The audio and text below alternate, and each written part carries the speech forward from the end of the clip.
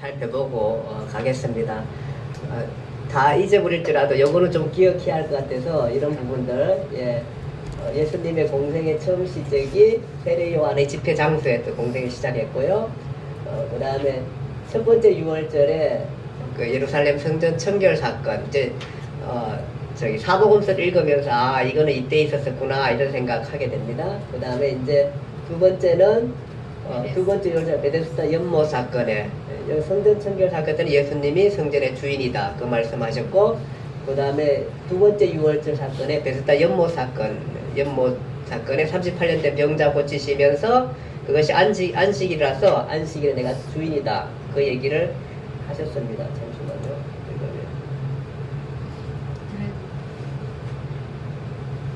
네, 그렇게 하고 그러니까 이제 공생에 1년, 2년 됐는데, 그래서 세 번째 6월절 때는 사실은 이제 예루살렘을 안 가시죠. 안 가시고 갈릴리에서 사역을 하시는데, 이때에 오병이어 사건을 행하시고 본인이 바로 생명의 주인이다. 생명의 주인인 것을 말씀해 주시게 되는 것입니다. 어쨌든 대단하시죠. 성전의 주인, 안식일의 주인, 그 다음에 생명의 주인, 그 얘기를 하시게 됩니다. 그리고 나서 이제 그 안 가시고 여기서 갈릴리 2차 사역을 하시고 난 다음에 언제 가시게 되냐 하면은 초막절에 갑니다. 초막절에. 그러니까 이제 사실 요때 갈 텐데 미리 가십니다. 이때는 이제 마지막 때 미리 가시게 됩니다. 가시게 되면서 초막절에 가셔가지고 초막절 설교를 하시죠. 설교를 하시면서 자신이 바로 하나님인데, 자신이 메시아고 하나님이고 내가 그리스도인데, 그리스도는 뭐하냐 하면은 죽으러 왔다. 죽으러. 인류를 위해서 죽으러 왔다. 생명을 내가 내어준다. 그 얘기를 하시게 되면서 자기가 죽을 것에 대해서 말씀하시게 되는 거죠. 그러니까 사람들의 기대와, 당시의 제자들이나 사람들의 기대와 완전히 다른 얘기를 하시는 거예요. 다른 얘기를. 그러니까 아마 많은 사람들이 어떻게 하면 배신감도 느끼기 위해서 떠나가고 예수님을 떠나가기도 하고 이러죠. 그렇지만 바로 메시아가 누구냐 하면은 죽으러 온다. 그 얘기를 합니다. 그러니까 근데 사실은 본인은 이제 죽는 것은 맞지만 본인을 죽이려고 하는 사람들이 있습니다. 그때 예수님이 초막절 설교 후에 그렇게 말씀하시죠. 나를 왜 죽이려고 하는가? 내가 그리스도인데 그 얘기를 하잖아요. 그리고 난 다음에 이사야 55장 누구든지 목마르거든 내게로 와서 마시라. 나를 믿는 자는 성경의 이름과 같이 그 배에서 생수의 강이 흘러나리라. 바로 이 이사야서 55장이 무슨 얘기냐 하면은 바로 메시아가 와서 해야 할 설교 내용이다. 지금 난 메시아로서 지금 그 설교를 하고 있다. 이러면서 저 초막절 설교 때 하시게 되는 거죠. 그 다음에 초막절 설교 때 세 번째 이슈는 뭐냐 하면은 그리스도를 깨닫는 것이 진리를 깨닫는 것이다. 대단하죠? 우리가 진리 찾기를 위해서 수많은 사람들, 철학자들이 또 수많은 사상가들이 종교인들이 철학을 외치고 진리를 찾기 위해서 그렇게 외치는데 주님께서 한마디로 정리합니다. 바로 그리스도가 누구인지를 깨닫는 것이 진리를 깨닫는다는 이 엄청난 얘기를 하시게 됩니다. 사람으로 살 수 없는 얘기죠. 이거 너무 교만하고 너무 엉뚱하고 이럴 수 있는데 그가 바로 창조주이기 때문에 그 얘기를 하실 수 있는 겁니다. 그리스도를 깨닫는 것이 진리를 깨닫으니까 바로 그리스도가 진리다 그 얘기를. 예수님의 말씀이 딱 맞죠? 내가 길이요, 내가 진리요, 내가 생명이니 어느 하나 빼놓을 게 없어요. 빼놓을 게 없어요. 누구 하나 이렇게 흠잡을 게 없는 예수 그리스도의 확실한 메시지입니다. 이렇게 확실하게 얘기할 수 있을까요? 누가 얘기할 수 있을까요? 정말 너무너무 확실하게 이런 메시지를 주게 되는 것입니다. 그것이 이제 그 초막절 설교 내기고요. 그 다음에 이제 초막절 이후에는 예수님께서 상경이 어디에 계신지 잘 모르겠어요. 초막절 이후에 이제 이 사람들이 뭐 예수님을 죽이려고 하니까 예수님께서 예루살렘 성에서 생활한 것 같은데 그 주변에서 다니시면서 생활했는데 특별한 저희가 없습니다. 그래서 초막절 이후 수준절까지 그 교재에 보면은 다른 답이 없는데 그 초막절 이후에 언젠가 70명 전도단의 사역 보고를 받습니다. 그것이 누가복음 10장 17절 이후에 있습니다. 누가복음 10장 17절 이후에 70명 전도단 혹시 기억나나요? 언제 나타났었죠? 예수님께서 초막절에 갈릴리에서 예루살렘으로 오실 때에 오시면서 본인은 초막절에 예루살렘에 오시지만 70명은 어디로 보내요? 베레아 지역으로 보냅니다. 베레아 지역으로 보내면서 너 가서 거기 가서 사역하라 그래가지고 전도하게 합니다. 근데 사실은 그 베레아 지역에 보낸 이유가 있죠. 예수님의 마지막 3개월 사역을 거기에서 하기 때문에 그것을 예비케 위해서 거기서 보낸 거예요. 근데 그 사람들이 예루살렘에 와가지고 보고를 하는 거예요. 그 보고 내용이 이제 거기에 기록된 뭐라 그러냐면 주의 이름으로 말하니까 막 귀신들도 항복하고 막 이러는 거예요. 그러면서 사탄이 하늘로부터 번개까지 떨어진 걸 내가 보았노라. 예수님께서 그렇게 말씀하시고 너희 이름이 하늘에 기록된 것을 기뻐하라. 그런 말씀을 하시게 되는 것이 70명 전도단의 사역 보고입니다. 그러니까 너무너무 놀랍고 하니까 이 사람들이 막 놀라운 일들이 많이 일어나니까 와서 보고를 하게 되는 것이 이것이 아마 베레아 지역이 아니고 예루살렘 지역 그 어디 근교 쪽입니다. 근교에서 그렇게 하게 되고요. 그때에 또 누가복음 10장 25절 37절 보면은 한 율법사로부터 질문을 받게 됩니다.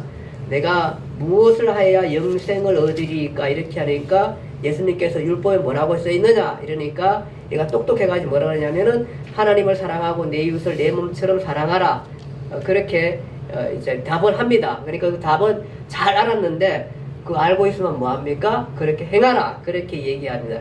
그러니까 이 사람이 또 율법사가 뭐라 하냐면 그러면 내 이웃이 누구입니까? 마치 자기를 옳게 보이려고 자기가 꽤 괜찮은 사람처럼 얘기할 때에 예수님께서 여러분과 제가 잘 아는 그 사마리아 사람 그 얘기를 합니다. 예루살렘에서 여리고로 가는 길에 어떤 사람이 예루살렘에서 여리고를 길 가다가 강도를 만났다. 그래서 모든 걸 다 뺏겼을 때에 거기에 마치 거의 강도 만나가 죽을 위치에 있었는데 제사장이 지나가면서 겁이 나가지고 제사장이라는 사람이 그를 구해주지 않고 그냥 슬쩍 피해서 도망갔다. 두 번째 레위 있는 사람도 제사장 레위 누굽니까? 가장 존중받아야 되고 가장 중요한 사람들이고 많은 사람들부터 존중받아야 할 이 제사장과 레위인들 직분으로서는 그렇게 존중받는 사람이지만 실제 사회에 그렇지 못했던 사람들 그 사람들 꼬집어서 얘기하죠. 그런 사람들 제사장도 그 강도 만난 사람을 그냥 놔두고 갔고 레위인도 그냥 놔두고 갔다. 그런데 많은 사람들이 천하게 여기는 사마리아 사람이 그 사람을 데려가 다 치료해주고 여관에서 쉬게 해주고 그 다음에 여관비가 더 들면 자기가 주겠다고 하는 이 사람 그 사람이 바로 사마리아 사람이다. 누가 내 이웃이게 되느냐. 그러니까 이 사람이 어떻게 답해요? 예, 사마리아 사람이다. 그렇게 답 안 할 수가 없죠. 여기서 너도 가서 그와 같이 하라. 그렇게 얘기하는 그 질문, 그 율법사의 질문에 대해서 답을 하는 과정이 이 초막절 이후 수전절까지 내용인 것입니다. 내용이고요. 사실 이 대답 속에 하나님을 사랑하고 내 이웃을 내 몸같이 사랑하라는 이 율법을 누가 행하고 있느냐 하면은 율법을 맡은 사람도 율법을 지킨 사람도 아니고 바로 사실은 어떻게 생각하면 율법과 굉장히 멀어져 있는 사람 같지만 정말로 이 사마리아 사람이 바로 내 이웃을 행하고 내 이웃을 사랑하는 그 일을 행하는 사람이 바로 누구냐 하면은 사마리아 사람이다. 그러면서 그 하나님을 사랑하고 내 이웃을 내 몸같이 사랑하라는 그 말씀을 하고 이렇게 행하는 사람이 영생을 얻는다는 거. 근데 결국은 뭐냐 하면은 제사장이나 레위 사람은 영생에서 멀어져 있고 누가 오히려 가깝게 있냐면은 사마리아 사람이 가깝게 있다는 얘기를 하게 되는 것입니다. 그 다음에 이제 베다니의 마르다와 마리아의 집에 갑니다. 마르다 마리아의 집에 갔는데 그것도 이제 그 가까운 지역이거든요. 예루살렘에서 아직까지 베레아까지는 안 가고 베레아와 이 예루살렘의 중간 지역에 거기 베다니 지역에서 갔습니다. 가가지고 가는데 막 그 마르다는 정신이 없었죠. 음식 만드느라고 막 하니까. 근데 마리아는 뭐라 그러냐면은 예수님 밑에 앉아가지고, 기억나시나? 읽은 거? 앉아가지고 말씀만 듣고 있으니까 마르타가 짜증이 났어요. 짜증나죠. 나는 음식하고 있는데 쟤는 그냥 예수님 독차지가 앉아있으니까, 말만 듣고 있으니까 지금 바빠 죽겠네 자기는. 그렇게 얘기하면서 마르다가 신경질 내면서 마리아에게, 예수님 마리아에게 나 좀 도와주라고 하세요. 그러니까 예수님께 뭐라면, 마르다야 너무 많이 모든 걸 하지 말라. 그리고 마리아는 지금 이 좋은 편을 택하였으니 빼앗기지 아니하리라. 그렇게 오히려 마리아를 칭찬하는 과정을 보게 됩니다. 그 다음에 주기도문을 가르친 기록이 누가복음 11장에 있고요. 그 다음 요한복음 9장에 날 때부터 소경된자를 고치신 사건이 있습니다. 이것은 날 때부터 소경된 자가 있는데 제자들이 누구의 죄입니까? 이렇게 묻습니다. 날 때부터 소경됐으니까 충분히 우리가 질문할 수 있는 거죠. 저 사람 왜 저렇게 태어났습니까? 이렇게 얘기하잖아요. 이 사람의 죄입니까? 부모의 죄입니까? 이러니까 예수님께서 이 사람 죄도 아니고 부모 죄도 아니고 하나님의 일을 나타내고자 하는 사람이다. 그러면서 실로암 물가에 가서 씻으라 그러죠. 그래가지고 고침받는데 이날도 안식일이었습니다. 유독 예수님께서 안식일에 이렇게까지 많이 하는 이유가 뭘까요? 안식을 깨쳐주고 싶은데, 안식의 진정한 의미, 정말로 이 사람들이 안식일 때문에 너무 많은 사람들을 고통 가운데 집어넣기 때문에 그것을 꼭 깨주고 싶었던 예수님의 생각이 있었던 것 같습니다. 그렇게 해서 하게 됩니다. 그 다음에 이제 나온 게 뭐냐면, 오늘 요한복음 10장 22절에 나오는 10장 2절 성경 말씀 읽은 거 앞에만 읽어볼래요? 첫 구절 뭐로 시작되죠? 요 10장 22절. 수전절 이럴 때는 겨울이라. 예, 예루살렘에 수전절에 이르니 때는 겨울이라 이렇게 나왔죠. 예, 이때가 이제 예수님께서 수전절에 예루살렘에 다시 나타나게 됩니다. 그러니까 초막절이 7월 15일입니다. 그렇죠? 7월 15일이라 말씀을 드렸고 그랬는데, 양력으로는 이제 그게 9월 10월 초, 9월 말 10월 초고요. 어쨌든 초막절이 그때고요. 수전절은 언제 하면은 9월 25일부터 8일간입니다. 8일간. 그러니까 이제 그 초막절 지난 후에 약 8월 15일, 9월 15일, 약 2달 반, 이 정도 지난 거죠. 그렇죠? 한 3달 정도 지났을 때. 그러니까 초막절이 7월 15일이고 수전절이 9월 25일부터 8일간이니까 하여튼 2달 반 지났죠. 그렇죠? 그때에 나타나게 됩니다. 예수님께서 다시 예루살렘 성전에 나타나십니다. 어디에 있다가? 주로 그 주변이, 잠깐 볼게요. 예, 이 유대 땅 이쪽 지역에 어쨌든 여기에 있으면 베다니가 이쪽 정도 있고요. 그러니까 이 지역에 있다가 어쨌든 그 수전절에 다시 예루살렘 성전에서 나타나셔가지고 솔로몬 행각에서 설교 말씀을 하십니다. 수전절 혹시 기억날까요? 수전절 그 유대가 멸망한 후에 유대를 지배하는 나라들이 있었죠. 첫 번째가 누구였죠? 바벨론이었고, 그 다음에 두 번째가 어디였죠? 페르시아가 지배를 하잖아요. 페르시아 다음에 누구죠? 알렉산더의 헬라가 지배하게 되고, 그 다음에 헬라가 나눠지면서 프톨레미 왕조가 되고, 그 다음에 다섯 번째가 셀루오코스 왕조, 셀루오코스 안티오쿠스, 그 왕조가 지배하게 되는데, 이게 중간 사태 했습니다. 지배할 때에 원래 셀루오코스 1세는 굉장히 유대인들을 포용을 하고 다 인정해주고 이렇게 했어요. 제사 뭐 이런 거 다 인정해주는데, 셀루오코스 왕조의 4세 에피파네스, 셀루오코스 에피파네스, 안티오쿠스 4세라죠. 에피파네스가 아주 유대인들을 아주 잔인하게 탄압을 합니다. 그러니까 희생제사를 금지하고 안식일 절기 지키는 것을 금하고 율법을 파괴하고 할례하는 것을 금지했습니다. 할례하는 것을 금지하게 되고, 그렇게 해서 그 다음에 성전 안에 제우스 신제단을 세우고, 이거는 정말 미칠 노릇이죠. 성전 안에 제우스 신전을 세우고 성전이 얼마나 거룩한 것입니까? 유대인들에게서는 유대의 모든 정신이 다 집중된 곳이 어디예요? 성전인데 거기에 제우스 제단을 씌우고 그 더 악독한 것은 뭐냐 하면은 유대인들이 그렇게 싫어하는 뭡니까? 이 돼지 돼지고기를 제물로 바쳤습니다. 제물로. 예, 예.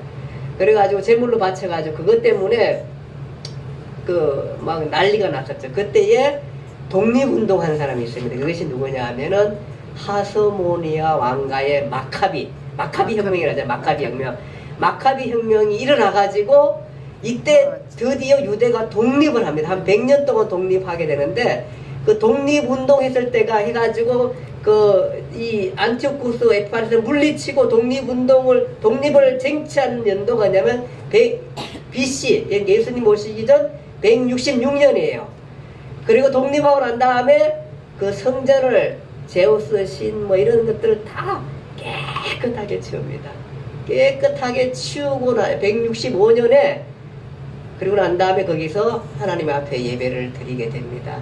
그래서 그 날을 기념해 가지고 그것을 수전절이라, 성전을 깨끗하게 청소했다 그래가지고 수전절이라 그랬던 절기를 이 사람들이 지키게 되었습니다. 그 수전절입니다. 그러니까 굉장히 의미 있는 날이죠. 초막절도 의미 있지만 수전절도 이렇게 의미 있는 날에 예수님께서 다시 예루살렘에 나타나시게 됩니다. 나타나면서 솔로몬 행각이라고 하는 것은 아마 솔로몬 성전의 동쪽문에 이런 행각이 있었던 것 같아요. 위에 이렇게 기둥이 있고 해가지고 거기가 아마 행사들을 많이 하고 서로 말씀도 전하고 이런 많은 일들을 한 것이 이 솔로몬 행각인데 솔로몬 행각에서 말씀을 선포하게 됩니다. 내용은 뭐냐 하면은 초막절 설교와 거의 유사합니다. 똑같은. 그러니까 예수님께서 하는 또 그 말입니다. 뭐냐 하면은 나와 아버지는 하나다. 내가 곧 하나님이다. 오늘 우리가 성경 말씀 읽은 말씀입니다.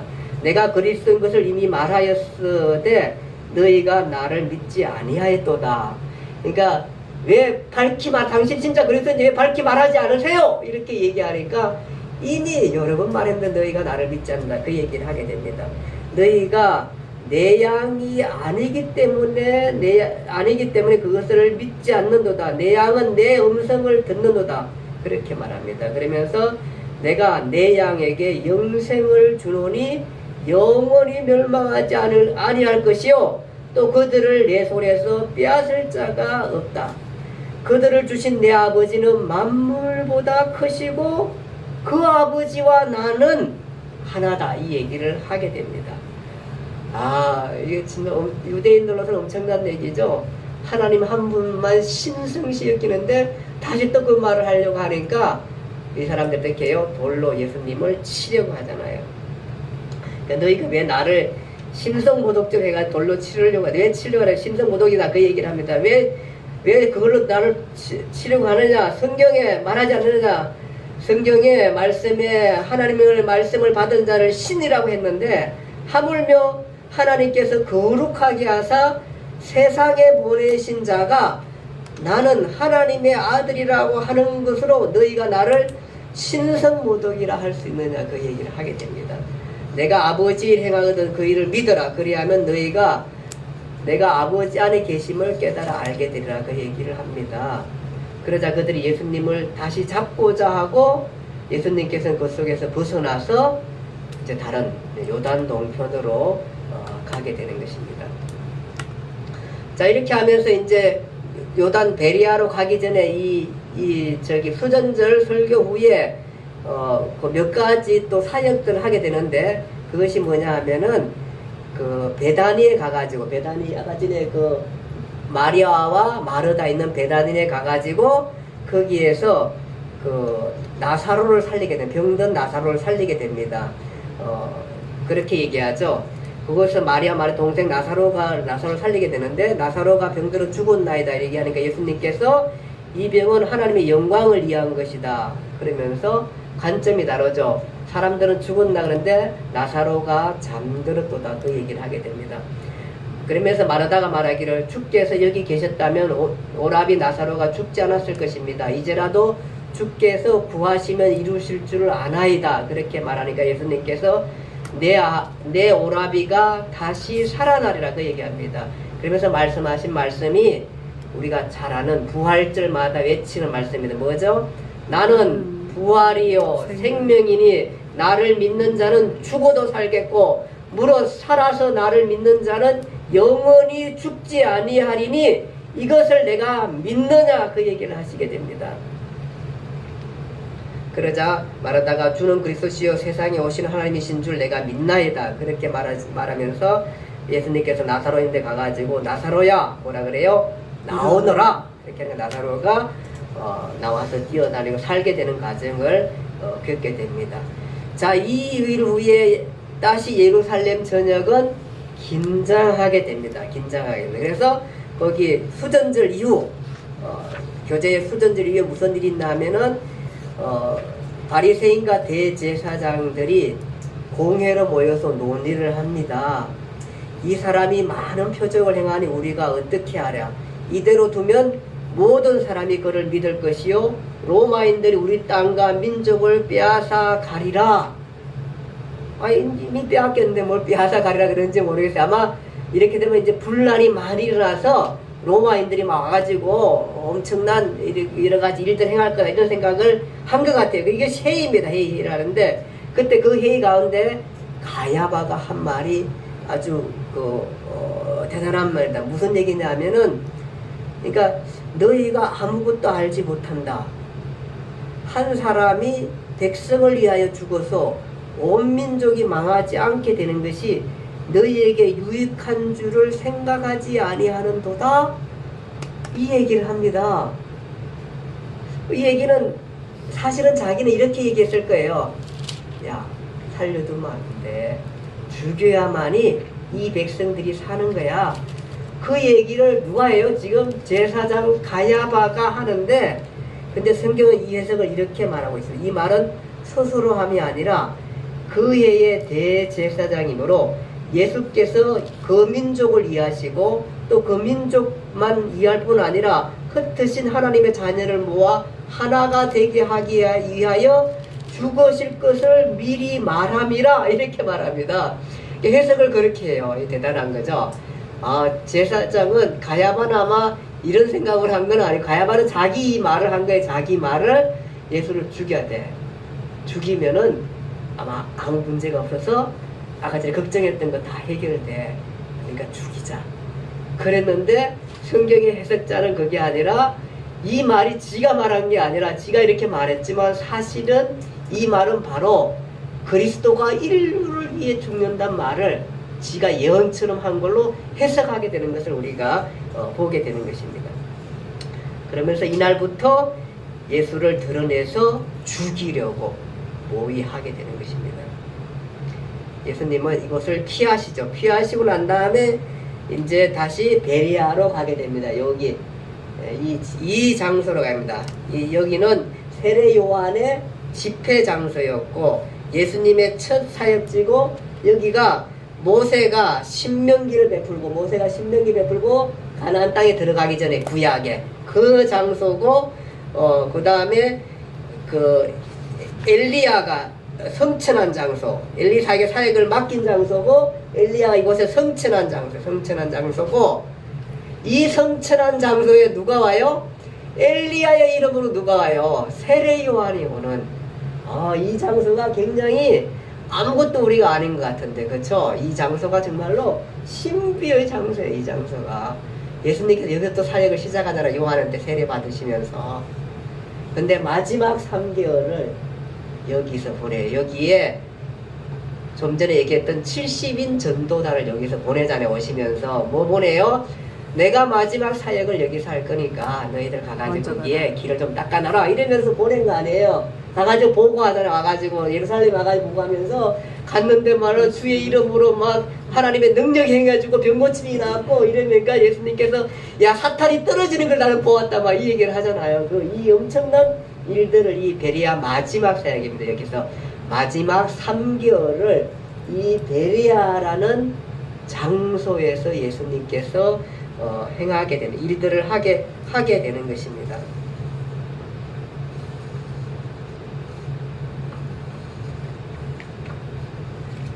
여기에서 이제 그 안식일 해당에 들어가서 여기에서 말씀을 가르칩니다. 해당에 들어가 말씀을 가르치는데 거기에 18년간 귀신 들려가지고 꼬부라져 조금도 펴지 못한 여인이 있습니다. 누가복음 13장 10절입니다. 누가복음 13장 10절. 그러니까 이제 베다니 사역입니다. 지금 베레아 사역입니다. 베레아 사역. 베레아 사역에서 그렇게 합니다. 그래서 18년간 귀신 들려 앉으며 꼬부라져 조금도 펴지 못한 여인의 상태, 얼마나 우울하고 힘들까요? 정말로 18년입니다. 18년 동안 무슨 병인지 모르겠 꼬부라져 가지고 펴지 못하고 그렇게 살아가는 한 여인을 고치게 됩니다. 고치게 되고 그 다음에 또 어떤 사람은 보면 고창병이라 그래도 수종병이라 그러기도 하는데 이 범은 요즘 뭐 학자들 얘기는 과다한 액체가 몸에 축적되어 몸이 붓는 병이고 신체 여러 부위에 복수가 차면서 몸이 붓고 살이 썩어가는 병인데 불치병이라고 말합니다. 고창병. 신장병 같은 거예요. 맞아요. 신장병 같은 거예요. 예, 신장, 예. 그런 병 같아요. 그 불치병인데. 신부전증. 예, 예. 신부전증. 신부전증. 아마, 근데 어쨌든 수종병이라고 그렇게 아마 오늘날 해석을 또 하는 거. 그건 좀 다른 병인지 모르지만은 고창병, 수종병 이렇게 하는데 어쨌든 그런 병인 것 같아요. 그 병, 이 사람을 고치겠는데 이날이 또 뭐냐 하면은 무슨 날이에요? 안식일. 하필이면 안식일이에요. 해당장이 막 투덜투덜 할 뿐만 아니라 막 분을 발해요.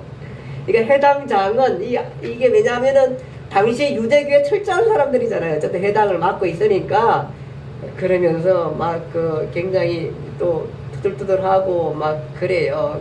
그러면서 하는 말이 그 예수님한테 말하기는 그러가니까 막 무리들 그러니까 예수님 있는데 다 했겠죠. 무리들 앞에 막 예수님인데 뭐라 그러냐면은 무리들이 이럴 때 일할 날이 엿새가 있으니 그동안에 고침을 받고 안식일을 하지 말 것을 말하게 됩니다. 그러니까 예수님께서 그냥 가만 안 했죠. 뭐라 그래요? 외식하는 자들아 너희가 자기의 소나 나귀는 외양간에서 풀어 먹이를 먹이면서 18해 동안 18년 동안 사탄에게 매임받은 아브라함의 딸을 안식일에 매임해서 푸는 게 합당하지 않느냐 그 얘기를 합니다. 야, 18년 동안 있는 그게 안식일인데 그게 무슨 의미가 있냐. 18년 동안 이 사람이 정말로 얼마나 고통 가운데 이들 한번 그 생각을 해봤냐. 너네들 말이야. 외양간에 손은 데려가가지고 풀도 먹이고 하면서 지금 여기 고통 가운데 있는 이 연 18년 동안 이렇게 있는 이 여인에 대해서 한번 생각해봤나. 그가 사탄의 노예가 사로잡혀 있어가지고 자유를 갖지 못하는데 그것을 당연히 치료해서 자유를 주는 게 안식일에 해야 할 일이 아니냐 그 얘기를 하시게 됩니다. 외식하는 자들아 이러면서 그 얘기를 합니다. 아마 이 해당장이 정말 크게 한 방 먹었어요. 정말로 그 해당의 사람들을 이해한다고 하고 해당 사람들을 모아가지고 말씀을 가르치고 사랑하라 존중하라 이런 것들 수없이 가르쳤을 거 아닙니까? 근데 그 사람이 지금 그 뭐라 그러면 안식일을 하지 마라. 안식 보면은 맞는 얘기예요. 왜냐하면 저도 그 생각했거든요.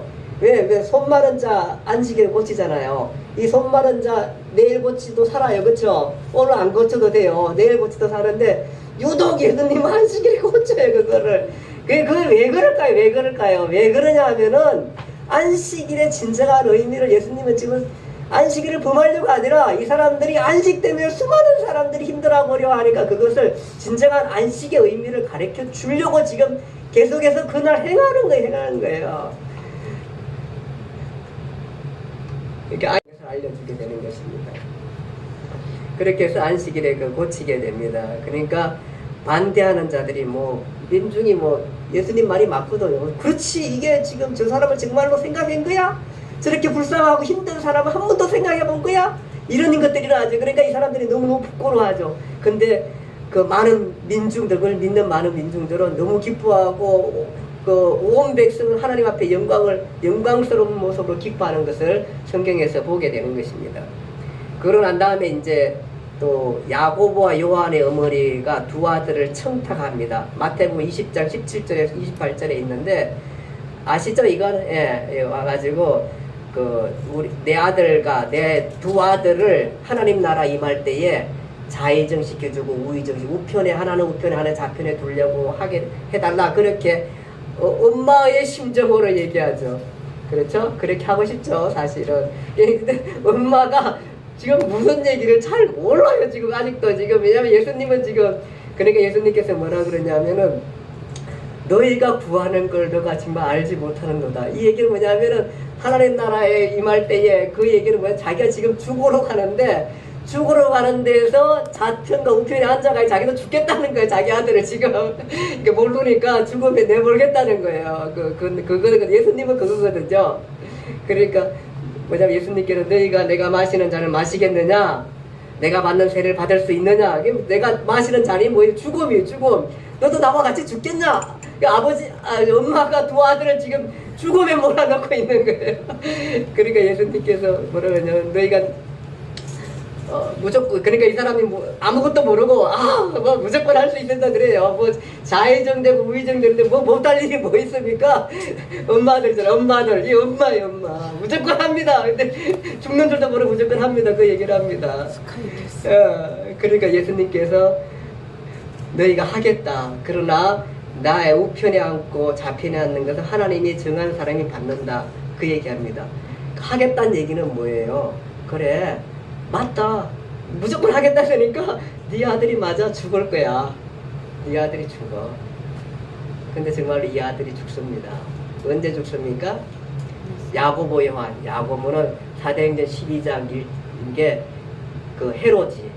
헤롯 안티바스가 막 유대인 기독교인들을 핍박하면서 제일 먼저 순교의 제물로 삼은 사람이 누구냐 하면은 이 야고보입니다. 사도행전 12장 1절에 나옵니다. 야, 그쵸? 말이 무섭죠? 예, 야고보가 죽습니다. 제일 먼저 순교합니다. 이 엄마는 지금 제일 먼저 하나님 나라에서 그 나라가 어떤 나라인지도 모르고 로마를 부수고 됐었을 때에 정말로 뭐 이렇게 국무총리나 장관 해달라고 지금 한 건데 사실 순교하러 죽습니다. 근데 엄마의 말대로. 근데 사실은 영광스러운 죽음입니다. 첫 번째 순교자입니다. 제자들 가운데 첫 번째 죽습니다. 하나님의 나라에서 아마 이 엄마가 실질적인 내용을 못했지만 늘 예수 곁에 따라다니면서 아마 엄마의 욕심도 이해하신 하나님, 그 주 그리스도는 그를 나중에 순교자를 맞이게 하지만 하나님 앞에 영광스럽게 그가 죽게 됩니다. 요한은 언제 죽죠? 요한은 맨 마지막에 죽습니다. 제자들 중에 맨 마지막에. 우리 이 사람이 누구냐면 요한계시록으로선 사도 요한입니다. 사도 요한. 그는 나중에 밤모섬에 유배 가가지고 거기서 죽게 됩니다. 이렇게 죽습니다. 다 제자들이 영광스럽게 죽습니다. 왜 죽습니까? 따라다녀 보니까 그야말로 하나님의 아들 그가 메시아였다. 이들이 나중에 다 순교해서 죽습니다. 하나님의 나라를 위해서 죽는 겁니다. 그러니까 예수가 구성한 나라가 이 땅의 나라가 아니라 다시 그가 만들어지는 영원한 하나님의 나라라는 것을 알고 거기에 그 나라를 위해서 그들이 죽게 되는 것입니다. 그것이 그가 요한계시록을 쓰고 난 다음에 그렇게 죽게 됩니다. 자, 그 후에 예수님은 많은 비유들을 행하게 됩니다. 누가복음 15장에서 18장까지 내용들입니다. 거기 보면은 잃은 양 비유, 뭐 100마리 양이 있는데 한 마리 잃었으면은 그 잃은 양을 100마리 양을 99마리 양을 놔두고 한 마리 양을 찾지 않겠느냐. 이게 목자의 심정입니다. 한 마리 양을 찾는다. 나는 잃은 자를 찾으러 왔다. 잃어버린 자를 찾으러 왔다. 그 얘기를 하게 됩니다. 그러면서 찾으면서 사람들 같이 즐거워하며 기뻐하며 잔치 부리지 않겠는데 그 얘기를 하게 되고, 이런 언전 비유, 이런 드라크마 비유, 헬라의 화폐입니다. 그 비유하게 되고, 이것도 마찬가지. 잃어버린 하나 찾으면 우리가 잔치하지 않겠나 그 얘기를 하게 되고, 이렇던 불의한 청지기 비유, 뭐 이런 것들, 두 아들의 비유, 알죠? 탕자의 비유라 그러죠? 두 아들의 비유. 둘째가 아버지 내 재산 나눠주세요. 내 유산 나눠주세요. 타고 가가지고 유산 엄청 받아가가지고 외국을 타고 가가지고 그냥 허랑방탕 다 써버렸어요. 그 나중에는 어디 가요? 돼지가 맞는 지엄 열매를 먹고 정말 자기의 삶을 한탄하면서 우리 집에 가면은 종들도 훨씬 더 잘 먹고 잘 살았는데 그러면 돌아가잖아요. 아버지가 나를 받아줄까 그러면서 가가지고 아버지 나 이제 아버지 아들이야 나 종으로 받아주려 했는데 아버지가 그렇지 않죠. 아들로 받아주고 그냥 몸 작시고 새 옷 입히고 잔치를 벌리게 되잖아요. 근데 큰아들은 어떻게 하죠? 그걸 되게 시기하게 이 큰아들은 유대인이고 바로 둘째 아들은 이방인들입니다. 그러니까 하나님께 돌아오는 그 얘기를 하게 되는 것입니다. 그 다음에 부자와 나사로 비유 아시죠? 부자와 나사로 비유. 한 부자가 자색을 입고 고운 벼슬 입고 날마다 호화롭게 생활하고 그 집 나서는 대문 앞에서 그 집 대문 앞에서 흔들어 앓고 있는데 부자의 상에서 떨어지는 부스러기를 주워 먹고 있습니다. 근데 이 사람이 나사로가 죽어가지고 하나님 나라에 아브라함 표에 갔는데 그 다음에 이 부자도 이제 죽어서 갔는데 보니까 이 나사로는 정말로 아브라함 품에도 평안하고 정말 건강하게 잘 지내고 정말 너무 좋은데 근데 자기는 음부에 떨어졌습니다. 음부에 떨어져 보니까 너무너무 힘들고 어려운 거예요. 그러면서 하나님이 여저 아브라함을 나사로를 통해 가지고 나한테 물 한 뭉덩이만 찍어주면 내가 시원하게 된다 그렇게 하잖아요. 그러니까 그걸 할 수 없다고 하니까 그러면은 나는 여기 음부에 와 있는데 우리 밖에 있는 우리의 가족들은 여기 오지 않게끔 제발 오지 않게끔 그렇게 좀 안내를 해주세요. 그러니까 예수님께서 하는 말 거기에서 하나님 말씀을 좀 분포하는 사람들이 그 사람의 말을 믿으면은 그렇게 되는 걸 말씀을 하시게 되잖아요. 그 얘기 부자와 나사로 비유가 그게 되고 그 다음에 가부와 재판가운 비유가 있게 되고 바리새인과 세리 비유가 있습니다. 자기는 의롭다고 믿고 다른 사람 멸시하는 자들에게 나는 토색 불이 가늠하는 자들 같지 않고 이 세리와도 같지 않습니다. 일에 2번 금식하고 소득의 11조를 드리고 그렇게 얘기하는데 세리는 감히 하늘을 보지도 못하고 다만 가슴을 치며 불쌍히 여서 나는 죄인입니다 이렇게 말했던 이 누가 의로우냐 물었을 때에 바로 이 세리가 의롭다. 완전히 이런 모든 것들을 다 바꾸는 일들과 사역들을 행하시면서 여기서 마지막 그렇게 해서 3개월을 지금 이게 빠졌네요.